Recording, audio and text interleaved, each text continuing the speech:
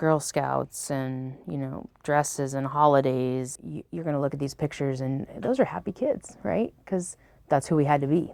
The faces of Penny Som and Corey DeLoche hide a past that's still so very much present.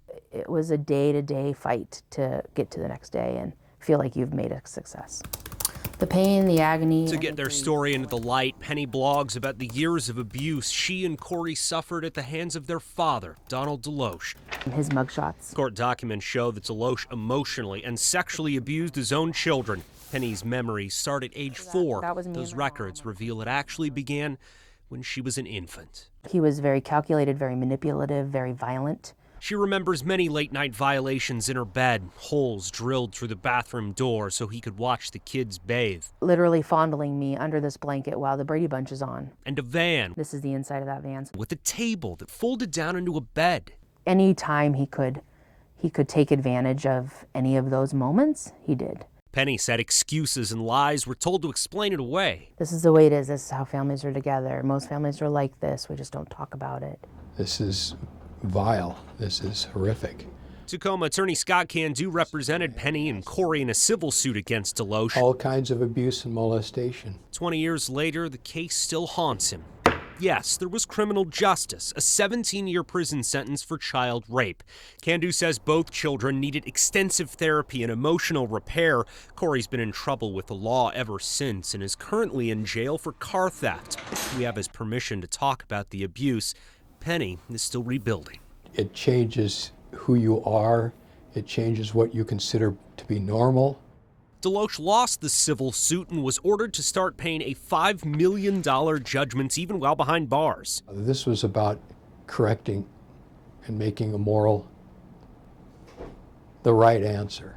That never happened, and after being released 6 years early, Candu and Penny say DeLoche has been bulletproof. How much money has the family gotten from that $5 million? Zero. In 20 years? In 20 years. Bulletproof because federal law says he doesn't have to pay a dime if his only source of income is his military retirement pay. It's untouchable. He serves his time. He's no longer even registered. And now let's go ahead and protect him from, not having to pay anything for it in the end either. I mean, come on. The KOMO Investigators research federal law, and the Defense Finance and Accounting Services in D.C. did its own digging and agreed. In civil cases of child abuse and rape, survivors cannot garnish the retirement pay of an armed services veteran. How is that okay? How is that okay? Now that really doesn't make a lot of sense. We scoured the congressional archives and found that until the early 1990s, the untouchable retirement exemption covered all federal employees. This is fair legislation. After public outcry, Congress overwhelmingly passed the Child Abuse Accountability Act. It allows survivors to receive those garnishments from federal employee retirement. It covers civil service and federal workers, though, not the military. It's ridiculous that our government protects these people just because they served in the country. Baloney, it's ridiculous. Penny never expected DeLoche to pay the full $5 million, but doesn't think he should get a free pass. Hold him accountable for what he's done. We tried to speak with DeLoche. She didn't respond to our visit or a letter we left with questions. First, thank you for bringing it to our attention. Congresswoman Suzan DelBene has made veterans issues a priority. The calls we get. This time, when she goes back to D.C., she vows to put survivors over service. We need to look at federal law and make sure federal law supports that. And that breaks my heart. For Penny, she knows these faces no longer have to hide the pain. This picture of my brother here just shows me sadness. She hopes by coming forward, she can help others trapped in the same darkness. This country has a horrific problem with child abuse. It's not just by military, it's every single day. Kids are dying every day at the hands of people that are supposed to care for them.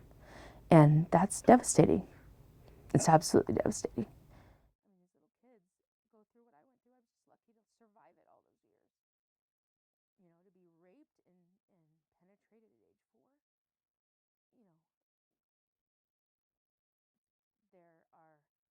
Our country needs help with this, and our military needs to take ownership of it, whether it be active duty or